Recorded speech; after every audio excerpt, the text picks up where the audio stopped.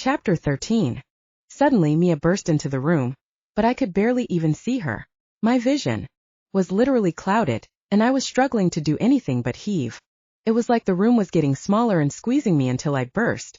The wind from the broken window ruffled the hair that had sprouted from my body when I'd shifted, but even that wasn't enough to sober me up and calm the fire running through my body. "Josh," Mia pleaded as she came to stand in front of me. "Josh, you've gotta." "Can't," I managed to grind out. All of my limbs twitched and I was fighting the urge to jump out of that window and follow Drake just so I could tear him apart. But I had no idea how to turn into the form he had just turned into, and I knew the jump would probably kill me. "Josh, listen to me, I'm right here," the blonde reassured me, and she tentatively reached out to touch me but quickly withdrew her hands when an involuntary growl rumbled out of my chest. "Mia," I groaned. "I can't do it." "Shit," I heard her hiss to herself, but I was too wrapped up in my own head to even see her anymore. I put my head in my hands as I tried to calm down, but it felt like the most impossible thing to do in the goddamn world. "Josh," I heard Mia's voice, and then I felt her hands on my shoulders. I pulled my head out of my hands to look down at her as I continued to pant. But before I could do anything else, she pushed forward onto her tiptoes and kissed me. My breath halted in my throat, and my eyes were wide as I processed what was happening. Her eyes were closed as she kept her lips on mine, and she held herself up on my forearms. I slowly started to shrink back down to my original size, and I felt my claws and fangs retract as my ears and tail vanished back into my skin. It was like time itself had halted, and we were in our own little bubble away from the absolute carnage in the room surrounding us. Mia kept her lips on mine for a few moments longer, and I just started to kiss her back before she pulled away breathlessly. "Let's get out of here," she said as she kept her hands on my arms. What?" I mumbled in confusion. My mind was still reeling from the kiss, and I was still trying to process everything that had happened before that. I was still riled up and I could feel the adrenaline pumping through me even now. But that kiss had shocked the hell out of me. "Let's go hiking. Right now. Right now." I was still stuck in a daze, and the only thing grounding me was Mia's touch. "Yes, Josh," the Omega said firmly. "You need to get out of here." "But Drake and the room," I weakly protested. "The board can deal with this mess," Mia sighed. "As for Drake, we'll deal with him another time. He's probably crawled back to his hole to lick his wounds. That is, assuming you kicked his ass again." "You know it," I joked with a dry laugh. "That's what I thought." She grinned proudly. "Now come on. I have camping gear we can use. We can stay the whole weekend to help you cool off." God, that sounded like paradise. A whole weekend with Mia, and in a tent, no less. I would sleep in a goddamn pit if it meant getting to spend time with her. I knew she was doing this to help me calm down, and it was working. Just the thought of it alone had started to cool me off a little, and I let her take my hand and lead me to the elevator. Mia hit the button for the parking lot, and then she fished out her phone and sent a quick text to someone with a serious look on her face. "Who's that to?" I asked through the bond. Talking out loud was a lot more physical effort, and as the adrenaline started to wear off, I could feel how exhausted I was. I really needed to work on my stamina. "Victor," she replied. "I called him as soon as you both left, but he needs to know the extent of the damage as well as the outcome." "The outcome being that I let Drake get away," I grumbled. "You were on the 80th floor, Josh. How could you have known that psycho was gonna jump out the window?" Mia questioned me. She was right. Of all the ways I saw that fight going, him leaping out in full wolf form was not one of them. People would have seen him jump out of a 100-story skyscraper, I said. "How the hell are we supposed to explain that? Not to mention the damage to the building. We'll need to do damage control and fast," Mia said. "We have a designated PR team who will be able to, hopefully, spin this in a way that's believable." "Like what?" I scoffed. "I don't think there's anything that's gonna convince New Yorkers that what they saw wasn't a goddamn wolf sliding down a massive building. Not to mention, if there were people walking down there, they're gonna be injured." "Josh, relax," the blonde soothed. "We'll say it was a new experiment gone wrong. An animatronic that got out of hand or something. We'll pay for the medical fees of anyone injured, and we'll chalk it off as a freak accident." "An animatronic?" I couldn't help but laugh. "You think people will buy that?" "They've bought worse before," Mia pointed out. "Besides, we're Lunar Corp. right? We can easily say we were filming a commercial, and it went haywire. That way anyone who got the footage won't be able to dispute our claim, and I doubt Drake got close enough to anyone for them to know he was actually real. Alright. I trailed off as I tried to let myself trust her. These guys had run this rodeo for a long time, and I knew if anyone was gonna have it handled, it was them. Otherwise, they wouldn't still be in business. And my parents would have had to find another day job years ago. It was kinda scary how much everything hung in the balance, though. I had no control over what Drake did, and now I was paying the price. His little stunt was costing not only more money but also our reputation. What kind of business just let an animatronic burst out of their highest floor and slide Mission Impossible style to the ground? It was aggravating. And it was all the more reason to hate that son of a bitch. How the hell did he shift into a wolf anyway? I asked. Like an actual wolf? It's what most alphas can do, the Omega explained. But it will be harder for you to do. That form is basically tapping into your inner wolf. The real, primal animalistic side of you that you've had hidden from you your whole life. So that's why I can't do it, I said in realization. That makes sense. But I can't be caught off guard like that again. We'll work on it, Mia promised. But let's just focus on getting you out of here and getting you calm. I think the kiss helped, I teased. I hope I wasn't too out of line, the blonde said as her cheeks flushed in adorable pink. I didn't know what else to do. You were off the rails? I finished for her. I'm sorry I did it again. Don't apologize, St. James, Mia warned. I mean it. You're an alpha. It's in your blood. To overreact? To protect, Mia said out loud and looked up at me with a stern look on her face. So don't you ever apologize for trying to protect what's yours. I couldn't help but feel there was more to her words than what she was saying. Sure, the company was mine, but the way she was looking up at me with those beautiful green eyes made me think she might have meant her too. The elevator doors opening brought us out of our little trance, and we made a swift exit into the underground parking lot. Then we power walked over to my new car, and I was more than eager to get the hell away from this place. I'll drive, Mia said as she opened her palm to me. What? No, I can drive. Josh, I know you love this car, but you are in no position to drive right now, the blonde interrupted. You can trust me. I'm a good driver, I swear. She was right as always. If I wolfed out in the car, there might be a rerun of what happened when Matt was in me. And I was not gonna put Mia's life at risk for a goddamn sports car. I threw her the key fob out of my pocket, and she caught it in one fluid motion. Then she unlocked the car and opened her door, and I made my way around to the passenger side. Alright, let's stop at my place so I can grab the camping gear, Mia said as she sat down in the driver's seat. Plus, I can get you some of my brother's old clothes to change into so you don't have to go around hiking in a ripped up suit. I palmed the fabric at her words and was pissed at how much damage Drake had done to my dad's suit. The dark blue fabric was in shreds in some places from where the alpha had clawed blindly at me, and he'd ripped through to my skin. That son of a bitch, I growled. We can get it fixed, the blonde reassured me as she started to pull out of the parking lot. We have plenty of tailors, remember? Still pisses me off he ruined it in the first place, I said and clenched my fists as I tried to control my anger. Josh, I can guarantee you that your father had to get suit repairs all the time, Mia chuckled. Your mom used to yell at him about it. You're kidding, I snorted, and some of my anger subsided again. Seriously? Yep. The blonde nodded. She used to make him go down to the tailors and hand them his clothes just so he could apologize for the state he left them in. I can imagine that, I chuckled. Sounds like her. She loved doing it, Mia said with a fond expression. And if you can't tell that those suits have had work done, then it shows just how good our tailors are. You're right. I let out a long puff of air. I haven't taken my aggression regulators for a few days. How come? The Omega asked with a frown. Have you had a reaction or something? No, it's not that. I shook my head. I left them at my old apartment and I haven't been back since. Not to mention Matt has now officially moved in there, so he can get away from his psycho mom. Well, I have some at my place, Mia said. I brought some back when you first started in case you ever needed any out of nowhere on a weekend or something. You really plan ahead, huh? I chuckled as I started to relax a little bit more. I'm your assistant, I need to be prepared for these things, the blonde giggled.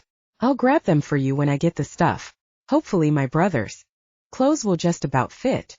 Is he an alpha too? I asked. He's a beta, Mia said. But he's pretty big for one. He was obsessed with working out, so I'm hoping his clothes won't be too much smaller than you.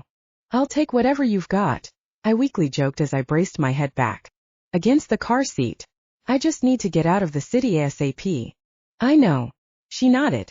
Just hang in there, Josh. Mia put her foot down on the gas, and we made it to her apartment in record time.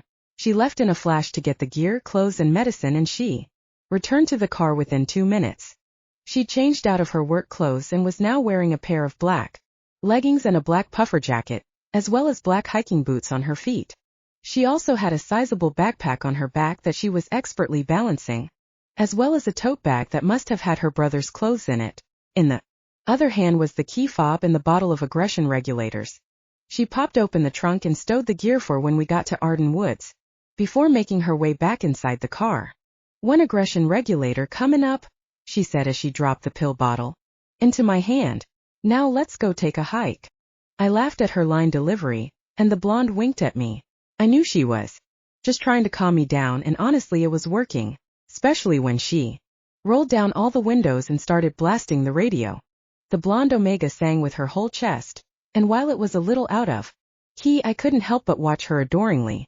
Mia's head bobbed to the music, and her hands tapped rhythmically against the steering wheel as she drove us to Arden Woods. It reminded me of when my mom and dad would drive us somewhere, and she'd be singing to her heart's content. She didn't always know all the words, but that didn't matter. My dad would look at her with such love, and I remember watching from the back seat thinking that I couldn't wait until the day I would look at someone like that.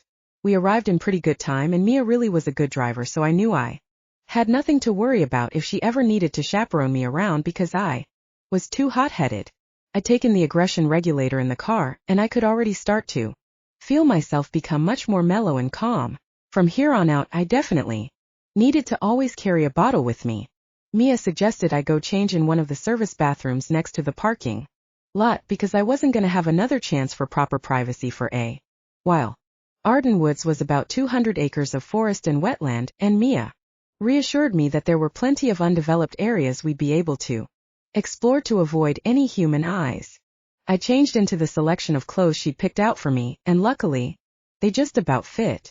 Sure, I had to wrestle the jeans on, and the loose t-shirt she'd given me ended up looking like it was a tight undershirt, but it fit.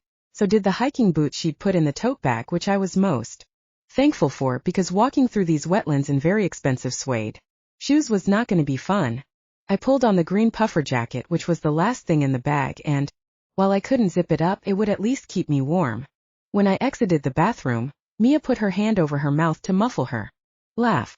Is it that bad? I joked as I held out my arms and did a little spin. No, it's just, I am so sorry. The blonde laughed freely and braced herself on her knees. Oh Josh, we really need to get you a box of spare clothes in your car. Yeah, I'd say, I chuckled. But this stuff fits and I can still move, and that's what matters. Sure. Mia nodded as she tried to hold back her laughter. God, if Nathan could see you. Nathan? That's your brother's name? I asked as we started walking toward the trail. Yeah, the blonde hummed as she readjusted the backpack strap, and I wordlessly reached out to take it off her shoulders.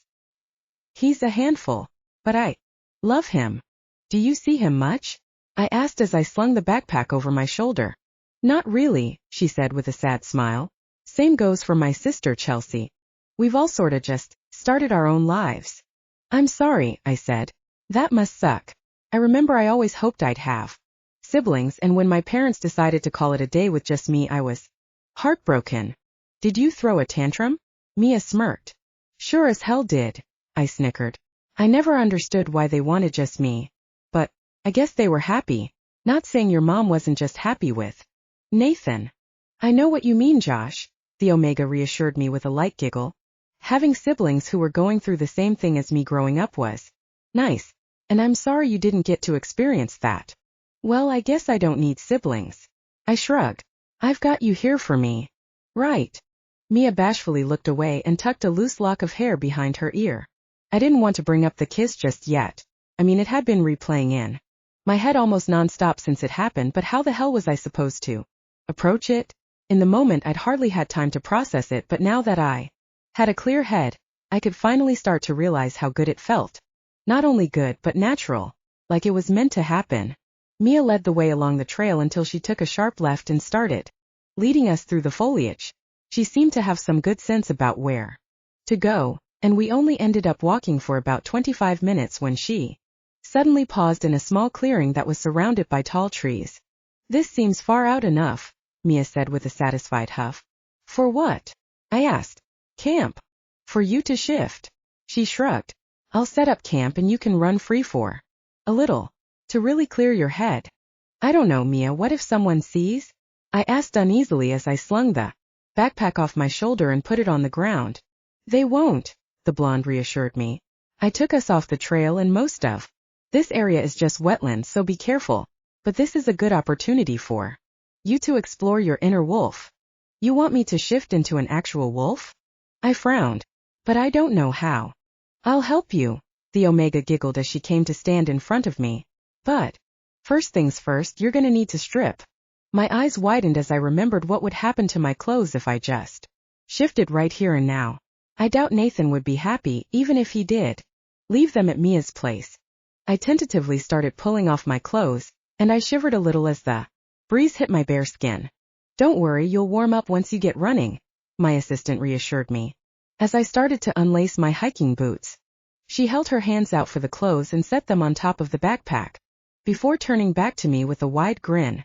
"You ready?" she asked in an enthusiastic tone. "Yeah." I couldn't help but laugh at how ridiculous this probably looked. A huge buff guy dressed in just his spandex talking to a beautiful, fully equipped for hiking woman in the middle of the woods. "Okay, I want you to close your eyes," Mia said softly, and I felt her hands ghosting over my traps. "Relax your shoulders. Relax everything." Kinda hard to do when you're right in front of me, I mumbled to myself, but I knew she could hear.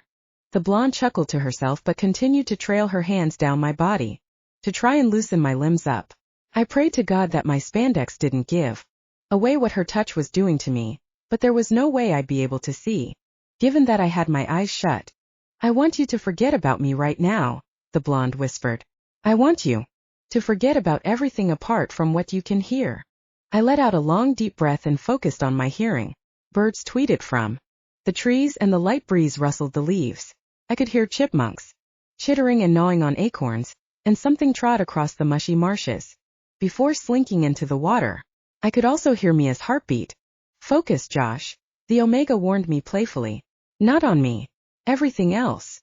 I cleared my throat as I remembered she could hear my thoughts if I wasn't careful, and I tried to get back in the zone as I really concentrated on what I could hear. Frogs croaked and splashed into water, and I could hear the squeaks of baby birds about to be fed by their mother. I could hear fish swim in ponds far away and take a glug of air as they rose to the surface. The calm that rushed over me felt like a weighted blanket, and I let out a deep sigh as I felt myself almost become one with the nature surrounding me. It sounded cheesy, but it was the truth. It was like some innate part of me became in tune with everything else around me, and it felt like I was being welcomed back to a house I'd never stepped foot in before. "That's it," Mia reassured me. "Now, I want you to forget about yourself, about this physical vessel. Let it go." I kept concentrating on the sounds around me, and I slowly started to separate myself from the feeling of my body. It was like I was becoming part of the wind in the breeze. I was lighter than air, and then I felt something sharp poke at my arms. I frowned but kept concentrating on my hearing. But then it happened again. This time it was more painful, and it felt like someone was literally stabbing my arm with a knife or something. "Focus," Mia's voice said distantly, but it helped calm me. "Let go." As soon as the words left her mouth, my arms shot out at my side and started to bend and snap. I roared in agony as I felt my bones literally break before I fell down to the ground. I opened my eyes and could see Mia standing at least 10 feet away from me, with a pained look on her face. "Push through the pain, Josh," she called over to me. "You've almost done it. Just keep focusing." I growled as I grabbed fistfuls of grass and tried to push through the unimaginable pain that was ricocheting through my body. I breathed heavily as I tried to refocus on the sounds of nature around me, and I could hear the Sound of grasshoppers rubbing their wings together and the hundreds of legs of critters scampering across the ground. The pain was almost unbearable, but I was more than this vessel. I was the Supreme Alpha, and this was what I was meant to go through. And if Drake could do it, so could I. Suddenly, I felt my body start to grow, but it wasn't like when I shifted into my elite form. New muscles bound and wrapped themselves around my existing ones, and I watched as thick black fur grew from my arms. The worst pain came when my face began to contort, and I felt every bone and muscle shift as it grew into a snout. My shouts of agony slowly turned into yelps, and my hands clutching the grass morphed into thick paws. Gradually, the pain subsided, and I picked myself up from the ground with 4 feet. I had done it. I'd shifted into an actual wolf. Mia slowly started to walk over to me with an amazed look on her face, and I could see her clear as day, clearer than I ever had before. Her scent picked up in the wind and blew right at me, and I let out a deep rumble at how fucking good it smelled. But I held back whatever instincts were telling me to just leap on her and take her. It wasn't right, and it would have to wait. No matter how much I wanted to have her. Everything about this form felt like it was in high definition. I could hear better, see clearer, and smell a million different distinct scents. I guess it made sense considering this was an actual wolf form rather than the humanoid forms that still clung to parts of my human side. Not to mention I was huge. I stood at least 8 feet tall in this form, and I dwarfed Mia in comparison. She had to literally look up at me in order to meet my gaze, and even that caused her to crane her neck. "Well done, Josh," the blonde complimented as she carefully approached me and reached a hand up to pet my snout. I rumbled a little on instinct, and I pushed my head further into her hand, which made the Omega giggle. "Go on," she urged. "Run free, Alpha, and see what you've been missing out on." My feet were carrying me before I could think, and I was bolting through the woods like I knew it by heart. I expertly wove in and out of the trees, and I jumped a staggering height over the wet marshes that littered the muddy ground. My senses were so strong I could physically see scent trails left by wild animals sharing the park with me, and the more I followed them, the clearer the trails and the smells became. I was an elite hunter, and if I wanted to, I could track down every living thing in this place. It was incredible. It was insane. I could literally feel myself becoming one with whatever power it was inside of me, and as I ran faster on all fours, I could feel that power grow stronger. It was like adding fuel to a fire, but I could control it. I wasn't in a rage. I was in ecstasy. It was like fitting the last piece in a jigsaw puzzle. It just felt right. This was what I'd been missing out on my whole life. This was where part of me belonged. A part of me that had been deprived of its natural instincts and habitat for so long. I bounded over to a tall rock jutting out of the mossy ground, and as soon as I was poised on top of it, I howled. It was a deep guttural howl that reverberated off the tall trees surrounding me and sent birds fleeing into the air. In the distance, I could hear a howl in response, and I grinned toothily in my wolf form since I knew it was Mia. I spent a little more time just sprinting through the trees and tried to enjoy every moment of clarity and freedom. I'd never felt so in tune with myself before, and part of me didn't want to ever shift back. But there had to be a balance. I was still me. I was still Joshua St. James, the orphan kid who was CEO of Lunar Corp. When I heard talking coming from a trail close to where I had been running, I decided to call it a day. I didn't want to risk getting my entire kind exposed, because I was wolfing out in a public park. So I followed Mia's scent back to the clearing, and I was surprised to see she had already set up our tent. It was big enough to fit 2 people, but it would definitely be a squeeze. But it wasn't like I was going to start complaining about that. The blonde turned when she heard me step into the mossy clearing, and a dazzling smile made its way onto her face. "So how was it?" she asked.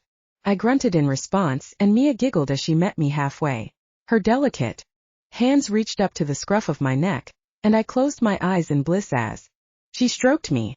I could feel my tail wagging behind me, and I was fighting back the urge to tap my foot against the ground. Mia chuckled and she wrapped her arms around my thick neck as she continued to scratch at my fur. I didn't realize that I'd started to shift back into my human form until my bare skin pressed against Mia's chest. Her arms were still wrapped around my neck, and I instinctively wrapped mine around her waist. The blonde pulled back a little so she could smile up at me, but before I knew what I was doing, my lips were on hers. And this time she didn't pull away. Chapter 15. I grinned at Mia's response and pulled her into my arms, and the blonde wrapped her arms around my neck as she reached up on her tiptoes to kiss me. Sighed into the kiss, and then I reached my hands down to her ass, which I squeezed. Mia squealed, and the sound was muffled by our lips, and I couldn't help but chuckle.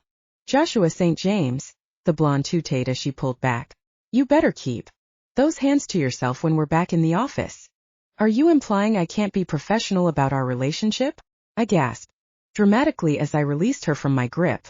I'm saying you better not let Victor catch you with a fistful of my ass at work. Mia giggled. We'll both get an earful, and I'd much rather keep my reputation clean and pristine. You really think Victor would confront us about that? I snorted as we started to walk down the trail again. Victor's like the Mr. Miyagi of the wolves at Lunar Corp, she said. He so would. Pfft, I'll believe it when I see it, I scoffed. Besides, not only am I your boss, but I'm his too. That won't matter. Mia shook her head. PDA is a no-go. That's why we have our own office, I said with a grin, and I reached to squeeze her ass again. You have your own office, the Omega emphasized. I'm out in the hallway, where anyone can see. For now. I smirked. What is that supposed to mean? She asked with a nervous chuckle. My office is huge, it would be selfish of me to have all that room to myself, while you're forced to work out in the hallway. I shrugged. I want to put your office next to mine. But Josh, I'm your assistant, Mia tried to protest. I don't need a huge space. Plus, people might think you're, playing favorites. I was going to do it before we got together anyway, I reassured her. It just doesn't feel right to me. So, it's not because you want to squeeze my ass whenever you want? The blonde playfully asked. I promise it's not, I said and crossed my heart with my finger. Scouts. Honor. It better be hotshot, Mia joked as she nudged her shoulder against my arm. But, if you're serious about doing that, I'd be really grateful. I don't expect it or anything. I know you don't, I interrupted, which is exactly why you deserve it. You're too good to me, Josh, the blonde said with a shake of her head. Same goes for you, I replied. Guess that's why we make a good couple. I guess it is, she agreed and flashed me a blushing smile, but it quickly faded as her expression grew more serious. But enough about us, you've got some reconnaissance to do. Starting with Emily. You really think I should take her on a date? I asked. I do. Mia nodded. I think it will be the easiest way to get more information out of her. Besides, it gives you more time to relax. We are cutting our hiking trip short after all. True, I snorted. For what it's worth, it really helped. I'm glad, the Omega hummed. I always find walking out in nature helps. Which isn't really saying much seeing as I'm not an alpha. No, you're right, it does help, I said. And I listen to your advice regardless of if you're an Omega or not. Which is why I'll give Emily a call. You're gonna do it? Mia asked with an excited smile. Where are you gonna take her? I don't know, I chuckled. I haven't thought that far ahead yet. Maybe you could go to the Franklin. She trailed off as her smile shifted into a smirk. No way, I immediately protested. The Franklin's our spot. Our spot, huh? Mia hummed. I'm sure Sergio will be happy to know that. I'm sure he will, I agreed before I turned back to the issue at hand. I'll probably just take her to Josie's. That bar in Hell's Kitchen. Ah, cute, my girlfriend cooed. You better keep me posted. It still felt weird calling her that. At this point, I honestly wouldn't be surprised if I just woke up in a fevered state and realized this whole past week had been a dream. But she was my girlfriend. My actual girlfriend. I will, don't worry, I laughed. Keep walking ahead. I'll catch up with you. I fished my phone out of my jean pockets and looked for Emily's number. We hadn't really spoken since the coffee shop, and I would be lying if I said she didn't intimidate me a little. I mean, she was smoking hot and she had this air of casual coolness about her that was impressive. Mia kept walking, and I noticed the small smile on her face as she did so. Knew she'd be able to hear our conversation, even from a mile off, but the physical distance put me more at ease in case I embarrassed myself on the phone. After I took a deep bracing breath, I clicked on Emily's contact and put the phone up to my ear. It rang for a while and I was convinced she was either ignoring my call or working, but just as I went to hang up, I heard muffled noises coming from her line. "Hello?" the beta asked in a somewhat agitated tone. "Emily? It's Josh, are you free to talk?" I managed to get out without sounding like a bumbling fool. Yeah, sure," she replied. "What's up? You want me to make you another coffee or something?" "Not quite," I chuckled. "I want to take you out." "Come again," the beta scoffed. "You heard me, I want to take you out," I said casually. "Meet me at Josie's bar tonight at 6. I'll send you the address. We've got some things to discuss." "And what's in it for me?" she asked, and I could hear the smirk in her voice. "Free drinks." I snickered with a smirk of my own. The redhead dramatically mused. "I'll think about it." "You'll be there, Emily," I teased. "I'll see you at 6. "Fine," the beta said before hanging up the phone. I sent her the address and then slipped my phone back into my pocket before I jogged back over to where Mia was waiting for me. "So how'd it go?" she asked, even though she knew full well how the conversation went down. "I have hope," I said as we started to fall in stride again. "I'm gonna meet her at 6, so we should probably start to head back so I have time to drop you off and get changed." "Yeah, I doubt you rocking up in someone's big brother's clothes that don't fit will impress her," Mia joked. "It shouldn't take us too long to get back to the car, especially if we run." "Run?" I scoffed. "You want to run all the way back to the car?" "Race ya." The Omega took off sprinting down the trail before I could even blink, which left me to scramble to catch up with her. "Hey, no fair. I've got the backpack," I called out as I tried not to trip over my own feet. "You're an alpha. It cancels it out," I heard her shout back to me along with a giggle. Mia was extremely fast and I could only just about make out her figure darting in and out of the trees as I rushed to catch up. The burning in my legs felt good, and I felt a rush of adrenaline course through me as I pushed myself to go faster. I let out a deep belly laugh as I slid on wet patches of ground, but somehow I managed to keep my balance. I was like a freaking cat or something because my reflexes were impeccable. I skirted around the sharp bends in the trail path and ignored the weight of the backpack as I rushed forward. Mia cast a look behind her and her green eyes widened in surprise as I started to catch up with her. The Omega tried to run faster, but she was already at her limit. I was just getting started though. I powered straight past her and I was going so fast that the trees whipping by me were just a blur. I was in front of the car before I even realized how far we'd actually run in such a short amount of time, and a few seconds after I'd reached it, Mia ran out into the parking lot behind me. "You slick son of a bitch," she panted and braced herself on her knees. "That's what I get for challenging an alpha, huh?" "You did well," I complimented as I tried to catch my own breath. "You had a good head start." "Exactly, and I still lost," the blonde groaned. "Just take me back home so I can wallow in defeat." "Oh, come on, you were seconds behind," I protested. "We can call it a draw if it will make you feel better. Don't rub salt in the wound." Mia playfully swatted at me with her hands. "Come on, you need to get ready for your date." "Yes, ma'am." I chuckled and unlocked the car for us both. I decided to drive this time considering I was level-headed and not at major risk of crashing on the drive home thanks to my erratic emotions. Getting back into the driver's seat of that car was like a breath of fresh air, and I doubted I'd ever get used to the fact that this was my car. Just another thing that made my life feel like some sort of crazy dream. I rolled the windows all the way down as we set back onto the main road, and Mia blasted the radio like she had done on the drive down. The blonde sang along to whatever tune came onto the radio, and she nodded her head to the beat of the music, even if she'd never heard the song before. We pulled up in front of Mia's place pretty quickly thanks to how fast this thing was, and I kind of felt a little deflated at having to ditch her.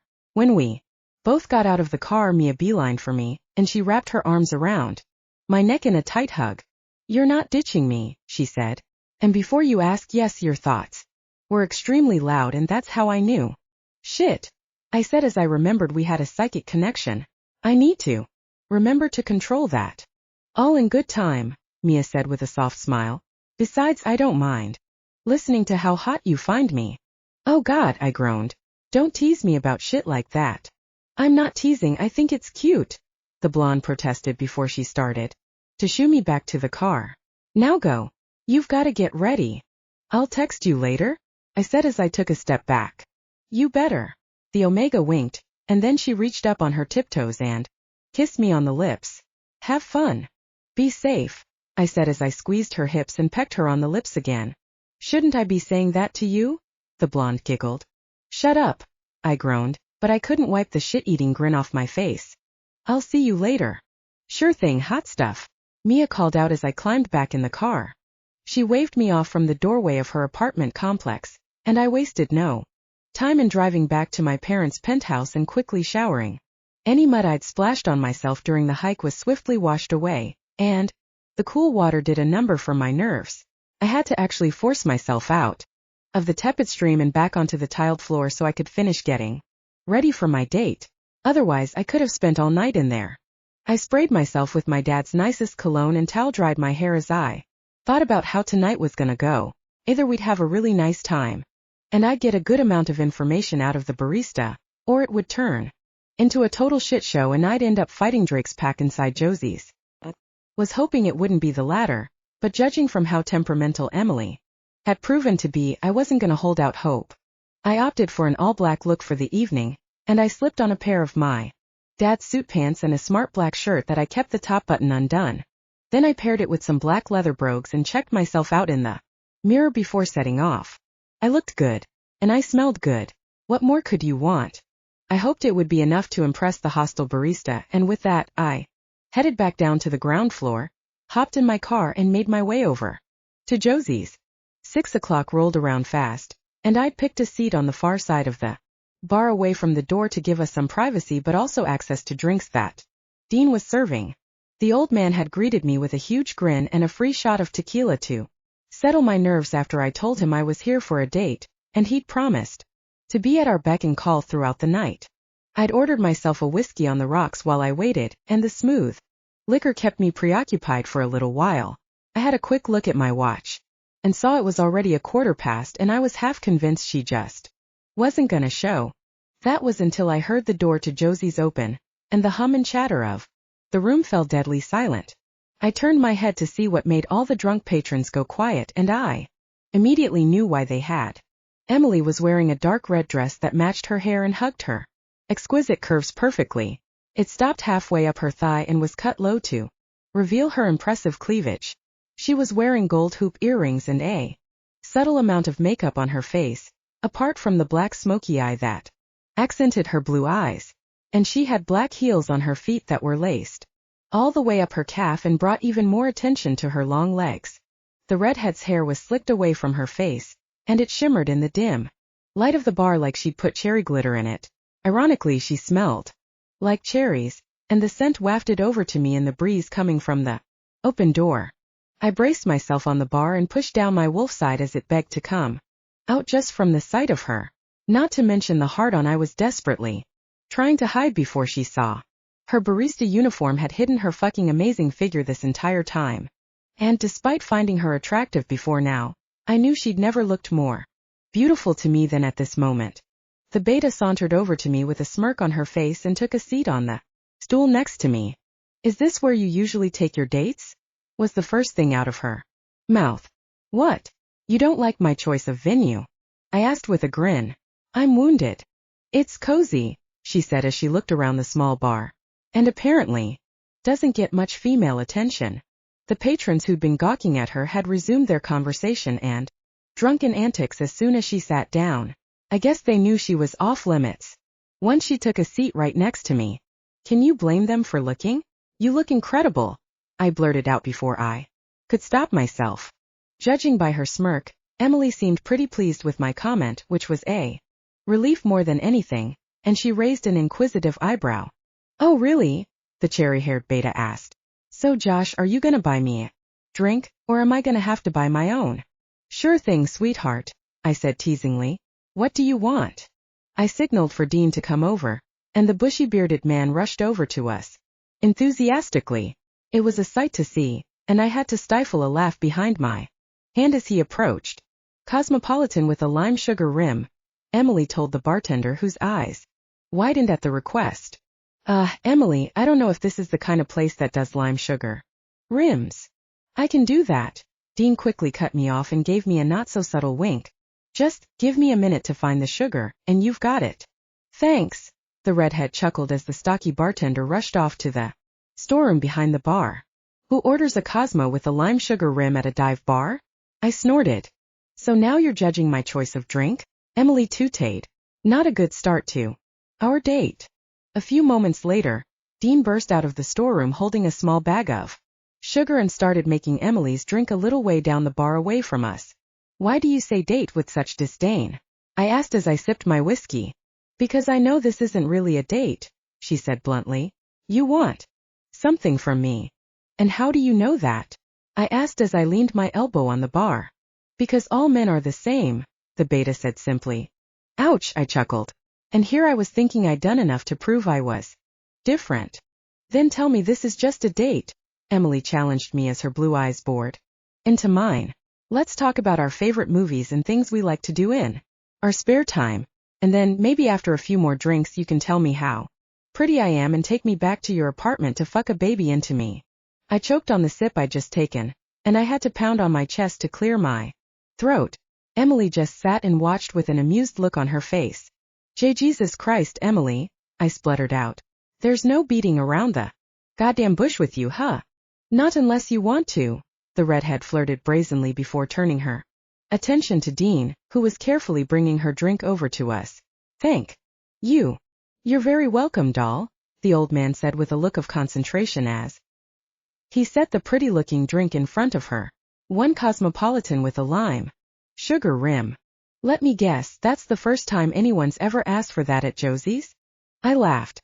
First time, yes, but not the weirdest request, the bartender said. Enjoy your drinks.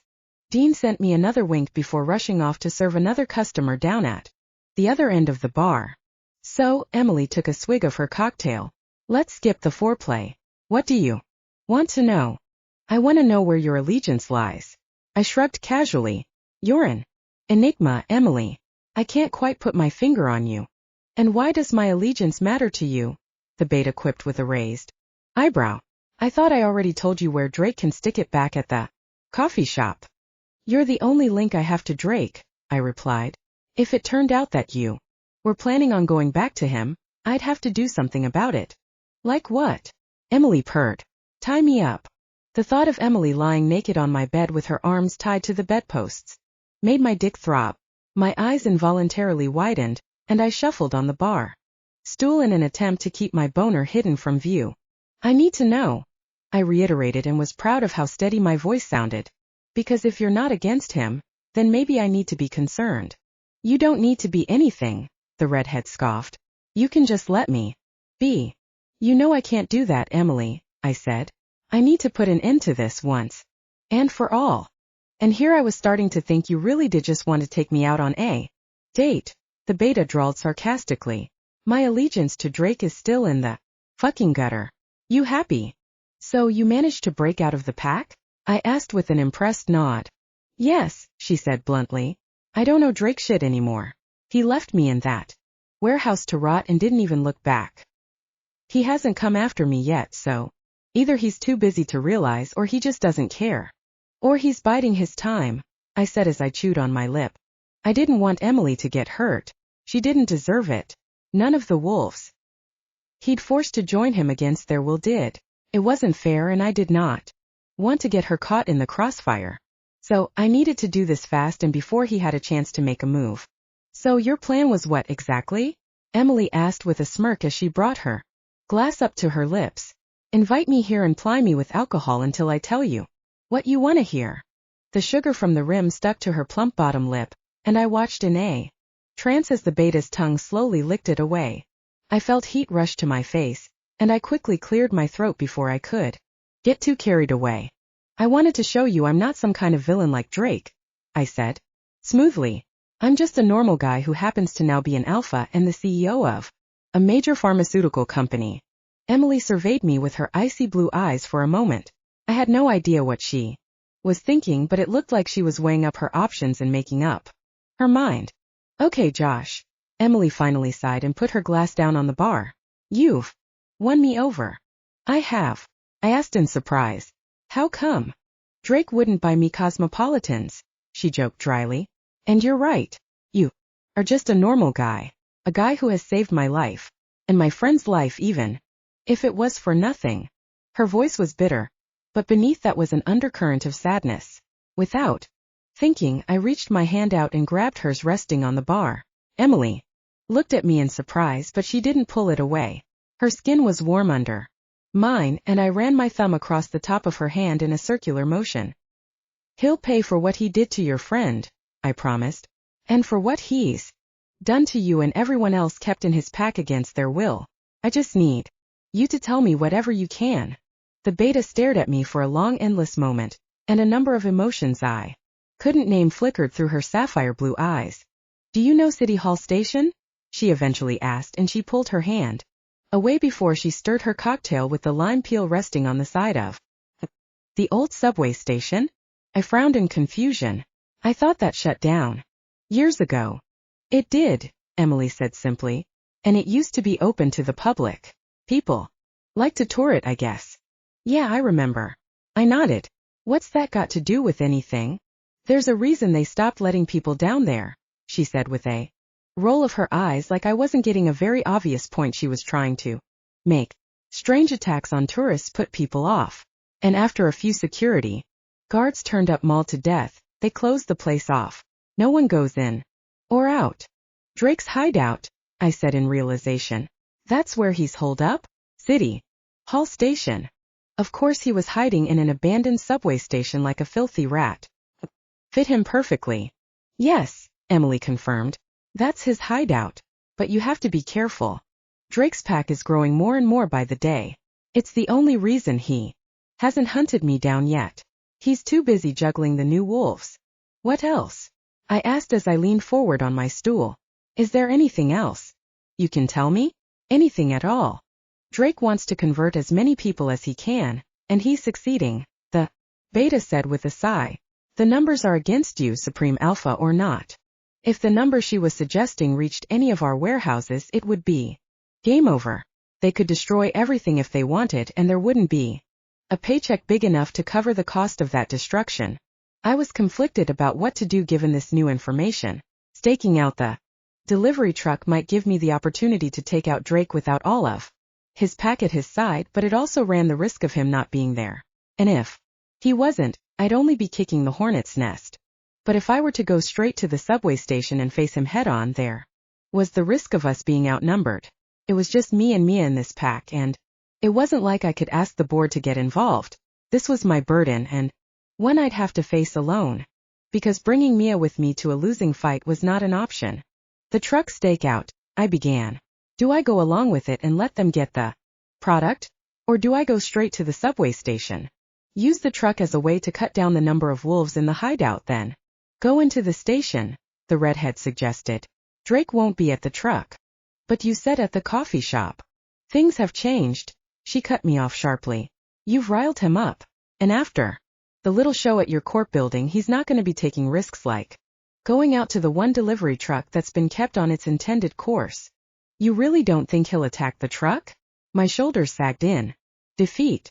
It's not the end of the world, Emily reassured me in a somewhat sympathetic tone, which was surprising given her usual cold and aloof persona. Use it as a distraction. You'll need it. Trust me. And I did trust her. She'd given us no reason not to, and she seemed to hate Drake just as much as us, if not more so. She was also kinda in my debt for sparing her life and letting her escape. That sort of act of mercy had to come with some degree of trust and respect. Okay. I nodded slowly. I trust you. I'll keep the truck on its intended course and head to the subway station on Monday. Good. I noticed her shoulders sag a little as she relaxed, and her posture became less stiff, like she was relieved at my answer. Otherwise you'd be asking for a death wish. Is it really that bad? I asked. Whatever number you've got in your head right now, double it, the redhead said flatly. That's how bad it is. Fuck. I sighed and ran a hand through my dark hair. Have you got a pack yet? She asked as she kept her eyes trained on the swirling liquid inside her cocktail glass. I have an Omega, I informed her somewhat uneasily. Why? The beta hummed before gulping down the remnants of her cosmopolitan. Then she met my gaze with a forced smile, and I could see what looked like pity in her eyes. Like she had just found out some devastating news about me that I had no idea about. Good luck, Josh, she said without answering my question. And good hunting. With that, Emily stood from her stool and went to leave, but I quickly reached out for her arm and stopped her. Hey, wait, I urged. What am I missing? You're gonna need all the help you can get, Joshua, she said as if it was obvious. A Supreme Alpha and an Omega isn't exactly gonna cut it. I can't just build a pack in one night, I scoffed. And I'm not gonna mind. Control people into joining me.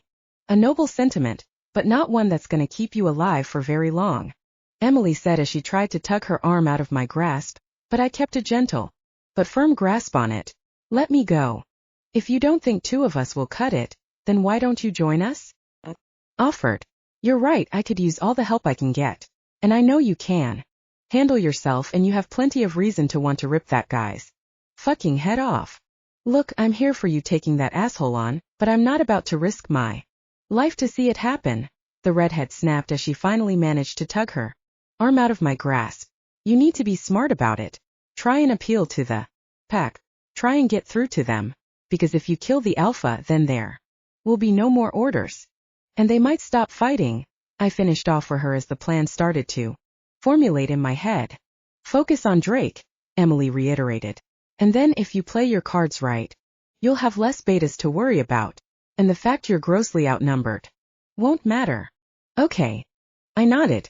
Thanks for the advice. I think you might have just saved my ass. Oh, I did, the beta chuckled without humor. And you're welcome. If you make it out alive and ever want a good latte, it's on the house. Duly noted, I said with a faint smirk. But I really am grateful for the advice, Emily. Knowing what we know now is going to make this a hell of a lot easier. Yeah, now you might even stand a chance, she joked, but the smile on her face was forced again. Good hunting, Josh. If you live through this, you owe me dinner. I let the cherry-haired beta leave without stopping her this time. I watched as her hips swayed side to side with every stride, and her full ass jiggled beneath the thin fabric of her dress. Once she slipped through the front door, I took a long breath and downed my whiskey in one go to try and clear my head of the extremely indecent thoughts that were trying to set up camp in my brain. Hey Dean, I want to close my tab, I said as I signaled a hand to the bartender. You done already? The bearded barman asked as he came over to take my card. Yeah, she had a family emergency. I lied through my teeth. I'm gonna close up and head home. Hey, don't take it to heart, man. Dean tried to comfort me. She's missing out. Thanks, Dean, I chuckled as I gave him my card. I'll probably be back with Matt soon. At least I hoped I would be. That was if I managed to make it out of this face-off with Drake alive. All right, kid, take it easy, he said as he handed me back my card after taking the payment. And bring a girl who knows your worth next time. I will, I said with an amused shake of my head. See you around, Dean. I left the rowdy bar and stepped out into the quiet street. Emily was nowhere in sight, so I figured she must have caught a cab back to her place already. I decided to send Mia a quick text letting her know that I'd met up with Emily. And the plan had changed. I was doing this alone. This was my cross to bear. And if I really was walking into a death trap, I wasn't going to drag Mia along with me. It was my responsibility to protect my company, and to protect my girlfriend. If I was going down, I was taking Drake with me. For Mia. For my own. Chapter 16. As soon as I had sent the text, my phone buzzed and Mia's name flashed up. She was calling me and was no doubt pissed at the fact I was planning on taking Drake down alone. Josh, I'm coming with you, Mia immediately protested as soon as I picked up the phone. Mia, please just hear me out. Nope, there's nothing you can say that's gonna make me change my mind, the blonde said defiantly. And don't you dare give me some "you're just an Omega" bullshit. I don't know how many times I've gotta prove myself to you. It's not that, I sighed.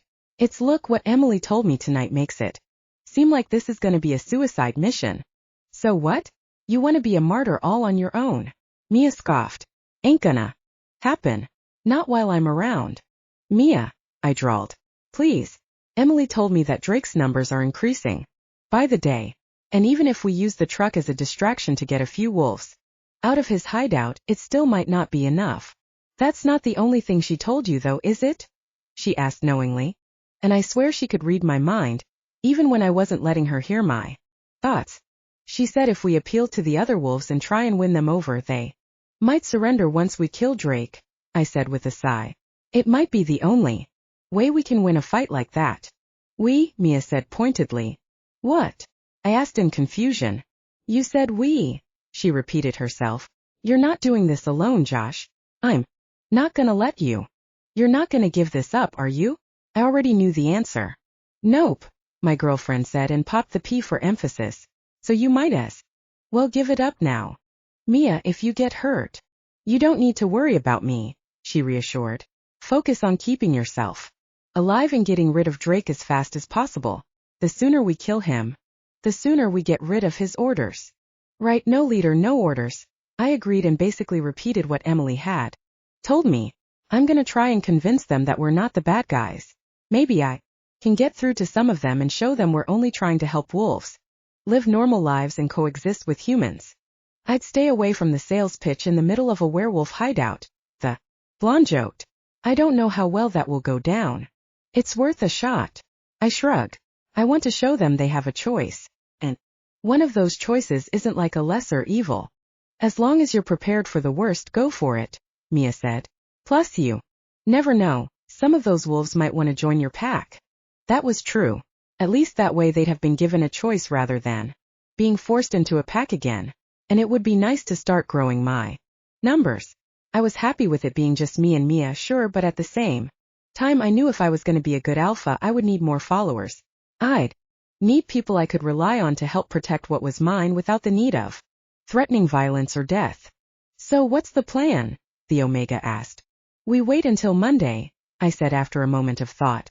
We let some of Drake's pack take out the truck delivery, and as soon as we get word from Victor that it's being hit, we move into the hideout and confront Drake. How's that sound? Sounds like a good plan to me, Mia agreed. I would say we could speak to Victor about getting some guards to help, but they're not really trained for this sort of thing.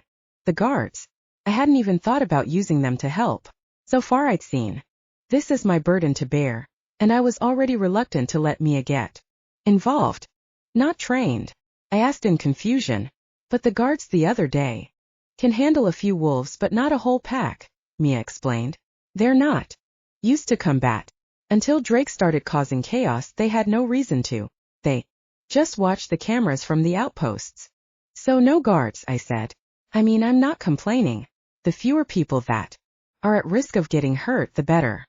Training those guys was going to be on my to-do list, though, especially if more threats were going to rear their head. They had to be prepared for the worst. We've got a good shot at this, my girlfriend said optimistically and brought me out of my thoughts. Yeah, a good shot, I sighed. I'll pick you up on Monday, but I just want you to know I was perfectly happy being a martyr. You shouldn't have asked me to be your girlfriend then, the blonde teased. I'm legally contracted to not allow you to be a martyr. Is that so? I snorted and was so grateful she was able to lighten the mood. Just like that. Yep, it was in the small print, she added. Should have read it beforehand. You've got to learn these things, Mr. CEO. That's why I've got you, I said with a grin. Girlfriend and assistant all wrapped up into one. I'm hanging up on you, Mia deadpanned before bursting into a fit of giggles. I've got to go, I've got pasta cooking. But call me if anything comes up. Okay, enjoy your pasta, I said with a chuckle. Oh, and Josh, my girlfriend asked expectantly. We can do this. I promise. Yeah, we can. I nodded in agreement. Just hearing the words from her instilled some sort of courage and hope in me that I didn't really have before. The way Emily delivered the news made it seem like it was a death sentence, but if we played our cards right and worked together, then I knew we could pull it off. We had to. I wasn't gonna lose to this asshole, and I wasn't gonna let anything happen to Mia down there. Whether that meant sacrificing my life or not, I knew there was no way I was going down without a fight. Because as St. James never backed down. After Mia ended the call, I took a slow drive back to my apartment to really clear my head. I still had a day left to prepare myself, which I was kinda grateful for, because if I had to dive headfirst into this mission of ours, I knew I was more likely to slip up. And I couldn't slip up, because a slip-up could mean certain death. So I kept myself calm and collected and didn't try to rush anything. Stopped by a 24-hour convenience store on my way back and picked up some groceries, and when I got back I made myself a bowl of pasta just like Mia. Seeing the fridge filled with food was strangely one of the things that had started to make this place feel more like a home. More like my home. Speaking of homes, I dropped Matt a quick text asking how he was getting along with the apartment, to which he quickly responded that it was heaven on earth, compared to the depths of the matriarch's den, which basically translates to his mom's basement. I popped an aggression regulator before hitting the hay, and I managed to fall asleep pretty quickly. I wasn't gonna let this get to me. I wasn't gonna freak myself out. I had to stay calm because this was the only way we could walk out of this alive. I decided to spend Sunday preparing myself for whatever we were gonna face. When we went to the subway station, that prep basically consisted of working out at the gym in my apartment complex most of the day, but I couldn't concentrate on doing anything else, so knowing I was technically doing something that was good for me was reassuring. My stamina had increased a ridiculous amount, and I ended up working out for over half of the day at the small gym located on the ground floor. I was feeling pumped and a little sweaty, and I was starting to get into the right headspace in order to take on a whole pack of werewolves in an underground subway station. After my workout, I checked in with Mia to make sure she was feeling okay about tomorrow. Then I cooked up some grub for myself, had a long shower, and hit the hay. Sleep was a little harder to get that night. Every time I closed my eyes, I felt claws digging into my skin and piercing me. Of course, all my wounds had already healed from the fights I'd been involved in, but it was like I could still feel them. I didn't know why my brain decided to act up the night before a life-threatening mission, but I did everything I could to shut out the phantom attacks. I tried wrapping my body up in the covers and opening all my windows so I'd be more concentrated on being cold. I even put on static noises in an attempt to shut out any other senses, but it didn't completely get rid of them.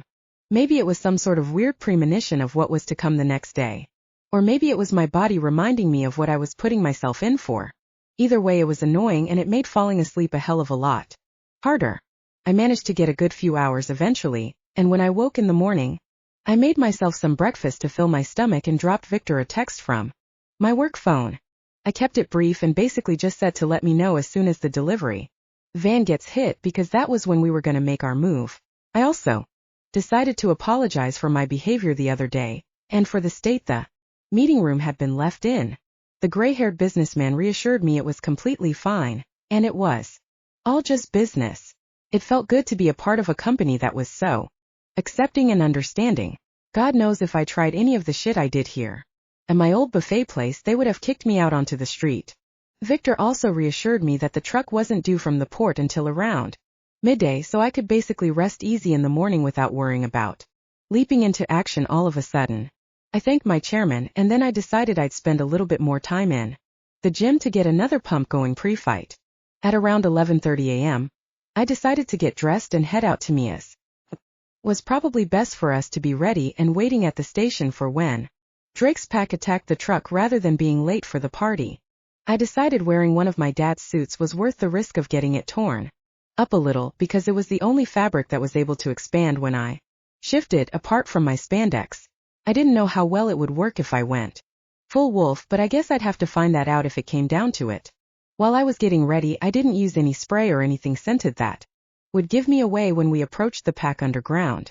It was things like that I really had to get used to, considering I wasn't a normal human anymore. I was in a world full of lethal killing machines whose senses were 1,000 times better than the average Joe.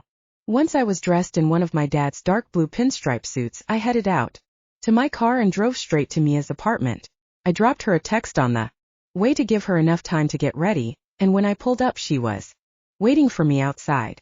She was wearing loose black pants and a black long-sleeved shirt, and her hair was tied back in a tight ponytail. "You look like you're about to rob a bank," I joked as she climbed into the passenger seat. "Hello to you too," the blonde greeted me with a playful roll of her eyes, before she leaned over the gear stick to kiss me.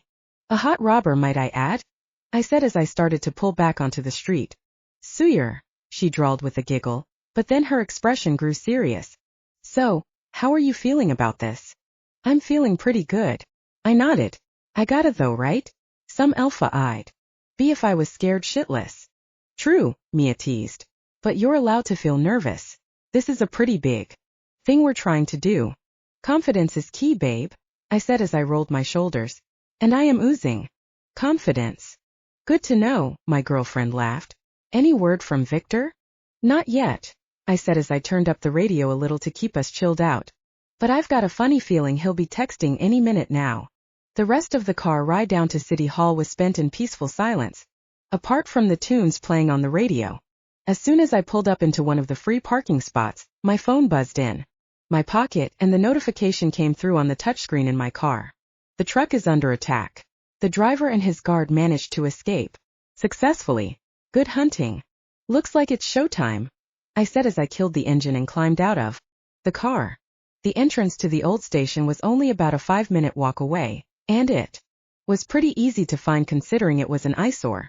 The metallic exterior was rusted, and the paint had faded from lack of upkeep.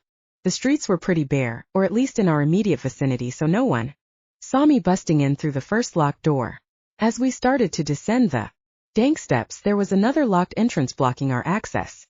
All right, when we're in there, I want you to let me take the brunt of the fight, I murmured. And if it gets too crazy in there, you leave. Whether I like it or not, they're your orders, Mia sighed as her shoulders slumped. Alpha's orders are like law. So, if I told you to go home and leave me to handle this, you'd have to do it, I asked. Don't you dare, Joshua, the blonde warned with a pointed finger. Or so help me God, I'll rip myself out of this pack just to spite you. All right. I held my hands up with a chuckle. But seriously, you need to let me take the brunt of the damage. I can handle it more than you. And if it goes real sour, you get the hell out of there. Okay, Josh. Mia nodded, but I could see sadness in her emerald green eyes. Of course she didn't want to accept it as an order, but she had no choice. Mia had it her way. She'd fight with me until her last dying breath. And that was because she was loyal. The most loyal Omega and Alpha could ask for. But I wasn't gonna let her throw her life away for a goddamn werewolf rival. I pulled her into my side and pressed a chaste kiss to her lips. It was brief and fleeting, but it was a promise. It was a promise that there would be more to come, and we could do this if we worked together. My girlfriend pulled away with a small smile, and I knew the kiss had done at least something to help calm her nerves. I winked at her before I turned my attention to the thick chain and padlock wrapped around the gates. I wrapped my hands around the metal padlock and felt the cool sting from its temperature against my palms, and then I squeezed it hard until the metal started to warp. After a moment, the padlock snapped open, and I was able to pull off the long rope of chains keeping us out. The gates were rusty, and I had to tug hard to get them to open. Drake and his pack must get out using other subway stations rather than this entrance, but that meant they wouldn't be monitoring this way. At least I hope so. Mia helped me tug open the gates, and we both managed to slip in through a big enough crack and started making our way down the pitch-black stairs. I was so fucking glad we had night vision, otherwise we would have been clueless. There was absolutely no natural light down here. Or artificial light for that matter. It was like staring into an abyss or a gaping mouth as we slowly started to walk down the stairs. When we reached the platform at the bottom, the place was in complete disarray, like it had been abandoned in a hurry. Mia and I were careful not to step on anything that would make noise, like broken glass or debris from the destroyed ticket barriers that had been ripped out of the floor and thrown around. It stank of damp, mold, and stagnant water, which seemed to be dripping from the ceiling in numerous places. I could tell this place hadn't seen any normal human activity for a long time, and I had to hold back a grimace as the stench filled my nostrils. The tracks are just past these barriers, Mia said through our bond. It's a single track, so we'll just have to listen for sounds or find a scent trail to know which way to go. Okay, I replied as I carefully stepped through the broken barrier. Keep an ear out. I helped Mia step through the barrier, and then we tiptoed down another set of stairs and down to the track. It was a shame this place got shut down, and it was even more of a shame Drake had stuck his claws in it so tourists couldn't even enjoy it anymore. There were rusted brass chandeliers half hanging from the ceiling, but some had fallen over time and shattered on the floor. The walls were decorated with colorful tiles that stretched up above us, but the colors were faded and streaked with grime. Newspaper had been put over all of the stained glass centerpieces in the roof, which not only blocked out the sun, but also the beauty of the skylight. This place was completely ruined. We quietly slipped off the platform and onto the tracks, which were empty. Trash littered the floor, and I heard rats squeaking as they rushed past us. And deeper into the subway. It was kinda spooky, but I wasn't deterred.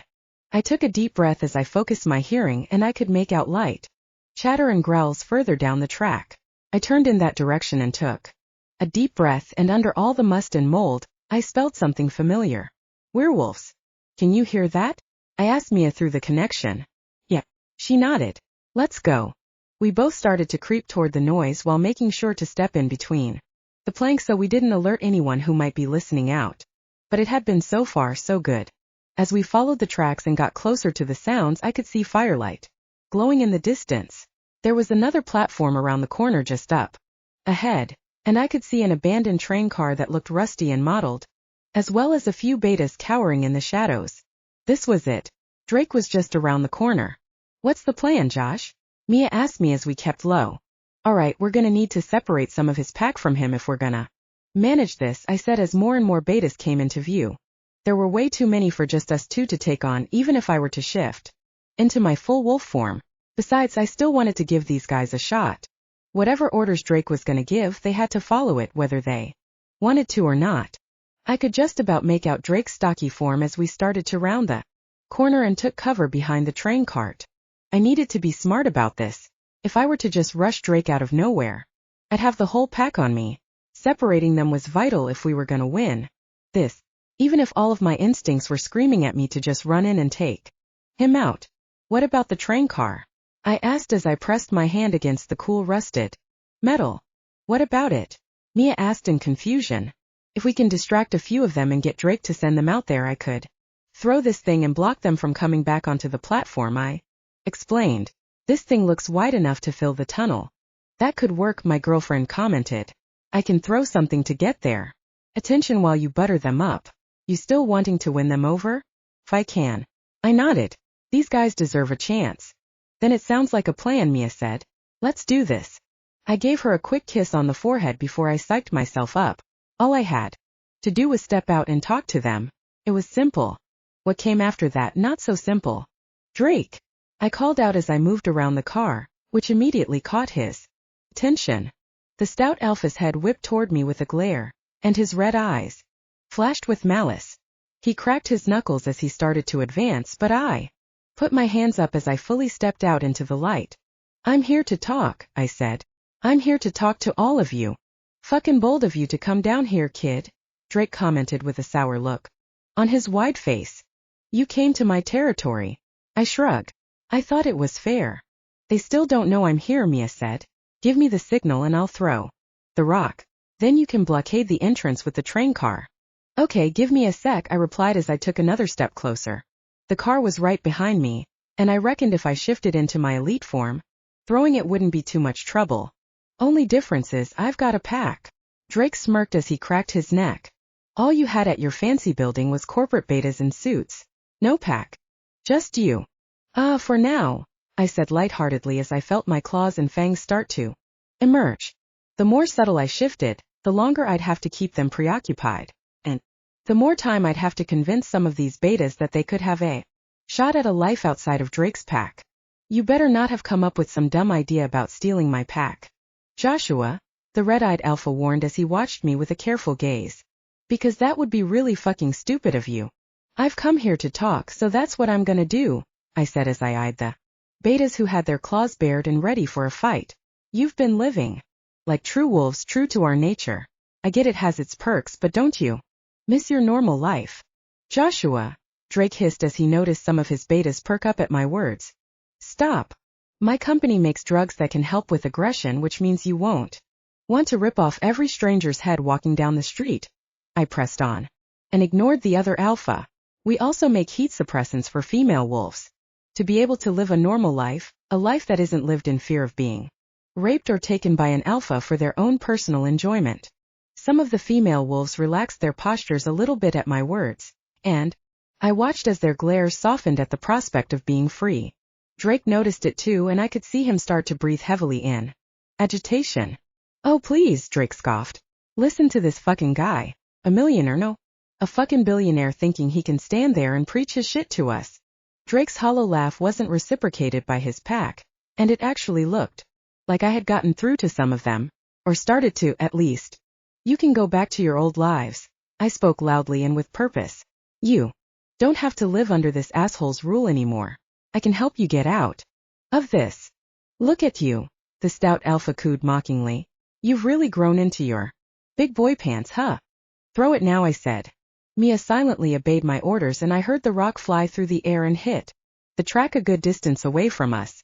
The entire pack snapped their heads toward the noise, apart from Drake, whose glare hardened at me. Bring company? He asked as his red eyes narrowed. Maybe it was the rats you share this dingy hole with, I said coolly. Drake growled in response before begrudgingly looking over into the darkness. Go look, he demanded, and around 20 betas immediately sprinted toward the noise. As soon as they were past the threshold of the opening, I shifted into my elite form with a growl. Then I turned and gripped the bottom of the abandoned train car. Drake didn't have enough time to protest as I hauled it up with my colossal strength and threw it with all of my might toward the opening. No! Drake roared as it crashed into the wall and blocked the betas on the other side from getting in. That was 20 less to deal with. Now that left at least another 30 on this side. You son of a bitch, the alpha seethed. Now you've asked for it. Drake started to charge at me, but I managed to duck out of his way right at the last second. The betas snarled against their will and started to circle me like sharks in the water, except I wasn't some helpless swimmer. This was all part of the plan. And I wasn't alone. In the blink of an eye, Mia leaped out from the darkness and pounced on Drake's back. Then she dug her claws into his chest from behind, and the alpha howled in pain and thrashed in an attempt to get her off him. I didn't have time to intervene though, as about 5 betas pounced on top of me and started to claw at my suit. I struggled as my arms were pinned down, and I snapped and snarled at whatever was closest to me. Josh, he's putting up a fight, Mia's voice panted in my head. He's gonna.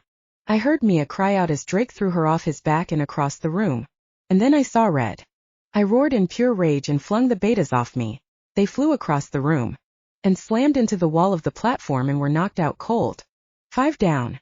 I turned my glare to Drake, who was shaking off Mia's brutal attack on his chest before I charged at him at full speed. I tackled him to the ground and started to pummel his face with my fists. Blood splattered from his mouth as I relentlessly hit him until he managed to block my out-of-the-blue attack with his forearms. The pissed alpha managed to throw me off him with his legs and I soared through the air before landing on my feet. I growled as I glared at him, before I frantically looked for Mia. The blonde Omega had managed to pick herself up and was successfully knocking out as many betas as she could. Some were frozen and didn't know what to do, probably because Drake was too pissed to give them orders, whereas some were skulking toward either me or Mia. A bold beta tried to pounce at me, but I grabbed him mid-jump and slammed his body up into the ceiling.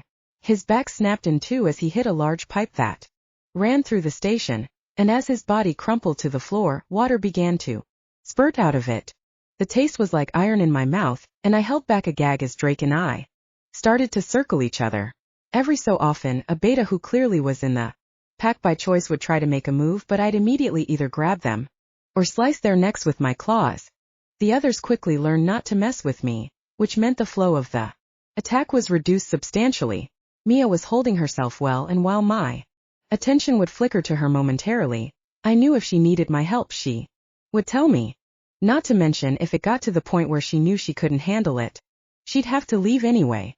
I gave her that order and she would have to stick to it. Why are you just fucking standing there? Drake seethed at the cowering betas, who looked pale as ghosts. Fucking get him. Their bodies snapped toward me like puppets on strings, and I knew these had to be the ones who never chose to be here. So I knew I would have to try my best to not outright kill these guys. The ground was starting to fill with the water funneling out of the pipe, and I used it to my advantage as the betas advanced on me. I kicked my foot up and splashed the water into their faces, which gave me a split second to grapple a few. I banged 2 of the betas' heads together, and they crumpled to the floor. Then I kicked the legs out from under another and laid a hard blow to his head, so he fell unconscious. But there were still too many. Before they had been manageable, but now I was going to be overrun. 2 managed to leap onto me, and I struggled to keep my balance as I attempted to claw them away when all of a sudden I heard a loud howl come from the other side of the platform. My eyes flicked toward the sound and shock burned through me. It was Emily. I could recognize the cherry-haired beta anywhere, even in her wolf form. She immediately joined in the fight, and she was doing her best to try and tackle as many betas to the ground as she could to keep them off me. And then I realized she wasn't trying to kill them. She was just trying to knock them out.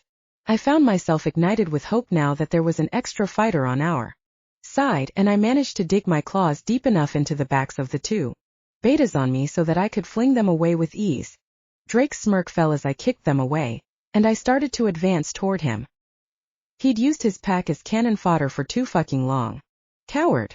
I roared as I felt my power burning through my veins. The stocky alpha tried to look as intimidating as he could, but his knees shook with fear as I approached. I was unwavering and unbothered. Nothing could stop me now. I swung for his head, which he dodged, but as he ducked out of the way I brought my knee up to his chest and winded him. He spluttered and stumbled back, which gave me the prime opportunity to grab him by the scruff of his hairy neck and put him in a headlock. He choked, and I wished I could see the look on his face as he realized he was losing. That his entire empire was crumbling right in front of him, all thanks to me. As Drake continued to writhe in my headlock, Emily's head momentarily snapped over to mine. The beta nodded at me, and there was a silent understanding between us. It was time to finish this once and for all. Drake clawed at my already torn suit, and he dug his fingers deep into my biceps until he scraped bone. I instinctively released him with a yelp of pain, and I staggered back just as he did the same. He crouched on all fours and snarled at me. Blood and water dripped down his face as the whole place was slowly becoming submerged in the stagnant water from the burst pipe. I crouched too and mirrored his posture, and I let out a loud snarl of my own. It was a face-off like no other. The pressure was on, but I wasn't gonna let this asshat of an alpha beat me. He'd pushed me too far. Not only that, but he'd pushed my parents too. Finishing this would be like honoring them. I'd be protecting their company and what they stood for.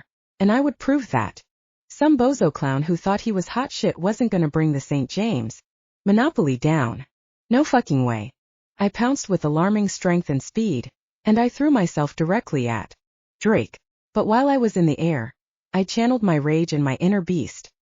Let it completely consume me until my body started to shift and change. My bones snapped and cracked in quick succession, but I didn't care about the pain. It all happened so fast I hardly felt it, and the adrenaline numbed me like morphine.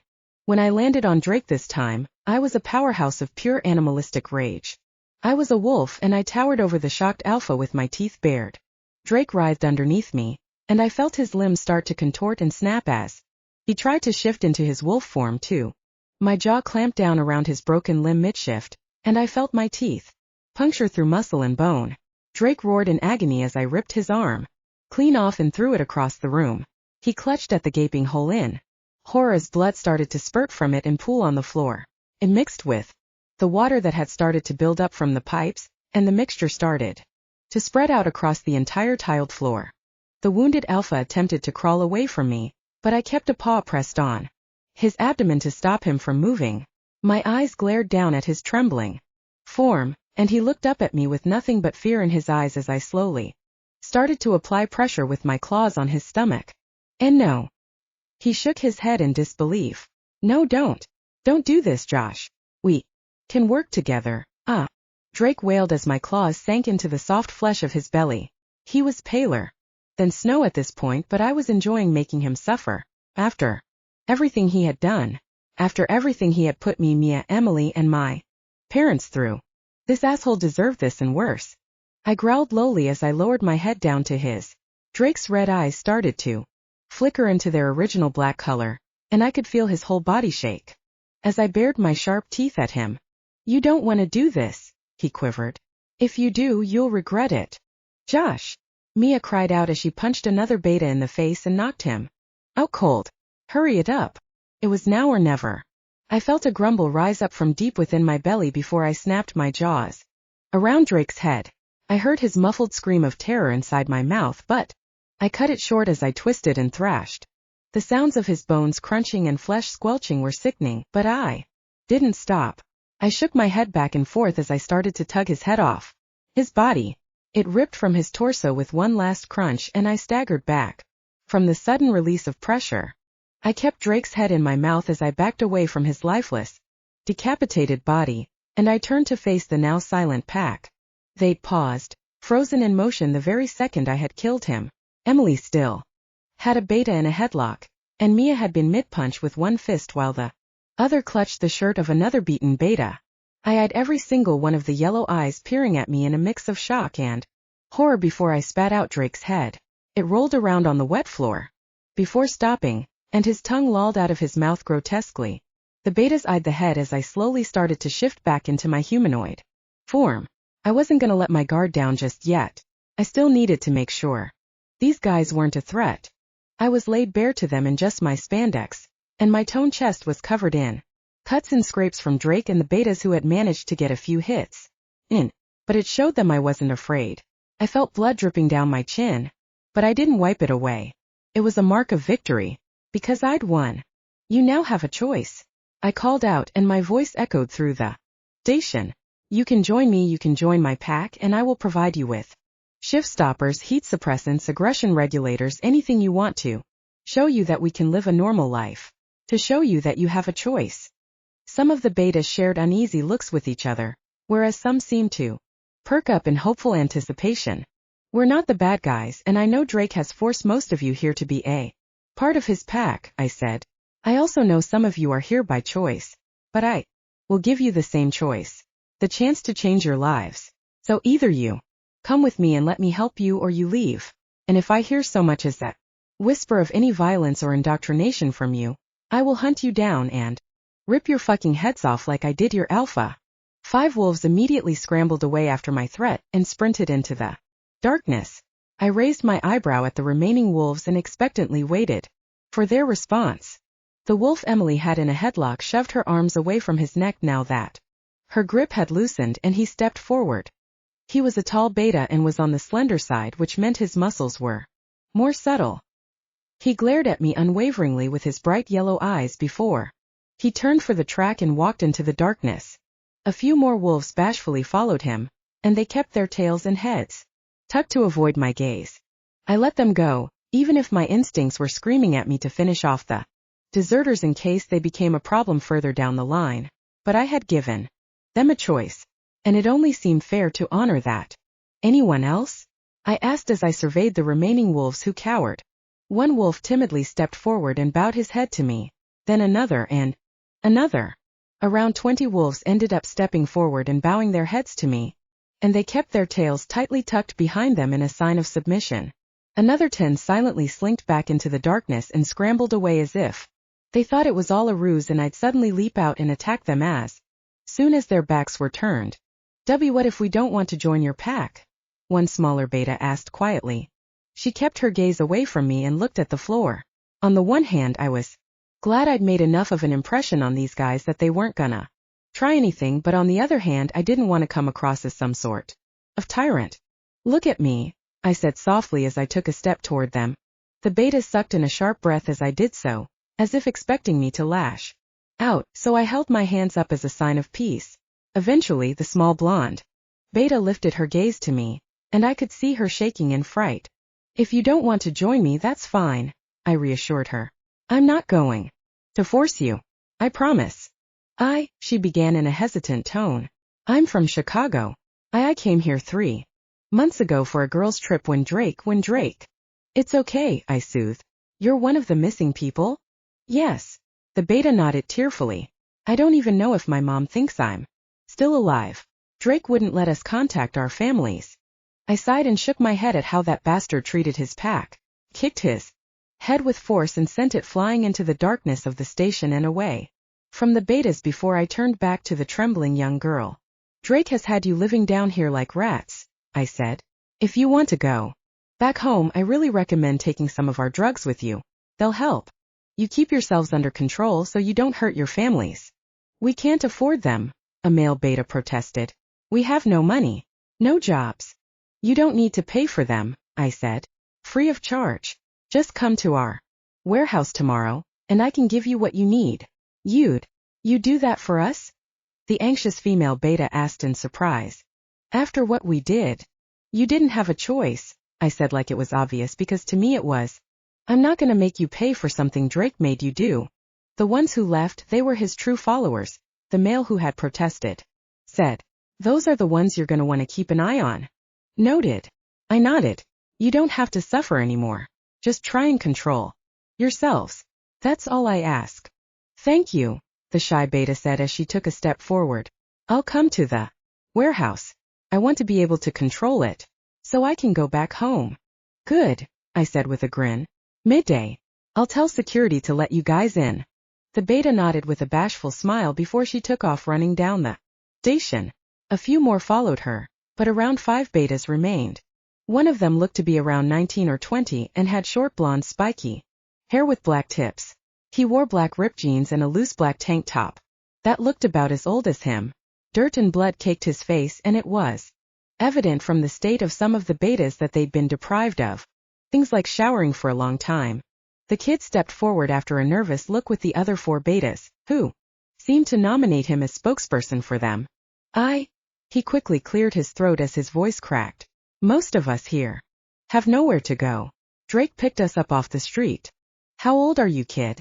I asked with a sympathetic frown. What month is it? He asked. July, Mia informed him.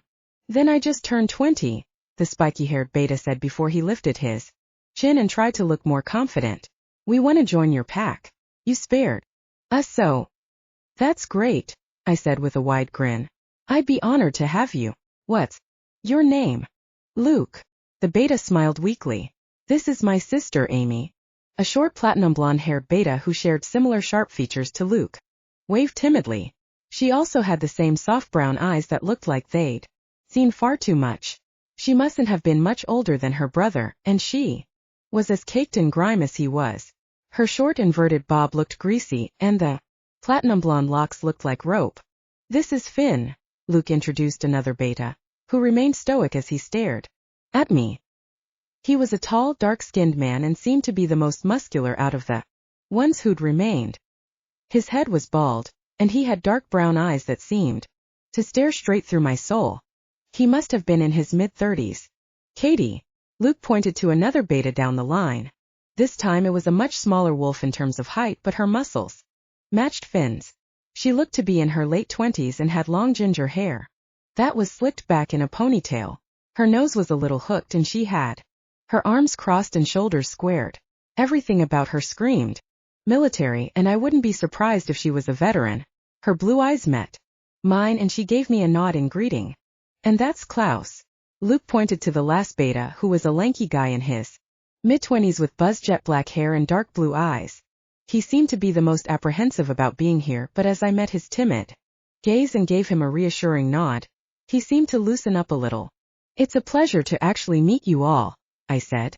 And I'd be happy to take you in. As soon as the words left my mouth, a sharp pain ripped through my head and I staggered backward a little. It was like a rubber band snapping in my head, and as I opened my eyes, I could see the 5 betas were gripping their heads. We all quickly composed ourselves, and I was glad I'd already had experience in forming a pack bond because otherwise I would have freaked the fuck out. So I guess that's it, I said with a breathless chuckle. Welcome to the pack. Welcome, Mia said with a warm smile. You said some of you have nowhere to go, I said. How many of you don't have a place to say? Luke, Amy, and Klaus raised their hands with red-stained cheeks, and they avoided my gaze entirely. Don't be ashamed about that, I said. I can put you guys up in a hotel until we figure something out. You'd really do that? Amy asked with a hopeful smile. Of course. I shrugged. If you're in my pack, I'm gonna take care of you guys. And living in an abandoned subway station is not what I've got in mind. Thank you, sir. Luke bowed his head in gratitude. Just Josh, I said as I walked over to him and put a hand on his shoulder. Whatever the hell Drake expected of you, forget about that. My only orders right now are that you don't attack innocent people. Control yourselves until we can get you the drugs, and if you want to take them, they're yours. Phew. Don't. I'll help you control your primal side. Katie let out a snort of disbelief, and I didn't blame her. Their whole notion of what it was like to be in someone's pack had just been flipped upside down. Thank you, Josh. Luke corrected himself with a smile. Don't mention it, I said. You three who don't have a place to stay, I want you to wait outside of the exit for us. I'll give you some money to get a hotel room for the night, and then we can figure something out when you come to the warehouse tomorrow. You got it. The spiky-haired beta nodded and grabbed his sister's hand as he started to lead the way out of the subway station. The other betas followed suit until it was just me, Mia, and Emily left. I had no idea if the others were planning on coming, but the choice was theirs. Besides, I had at least 5 of them in my pack. And that was a huge accomplishment. I'd done it. I had killed Drake and put an end to his destruction of my company. Mia was safe. The company was safe. And that's all that mattered. I'd been CEO for less than 2 weeks, and I'd already gotten rid of my biggest threat. And I knew my parents would be proud.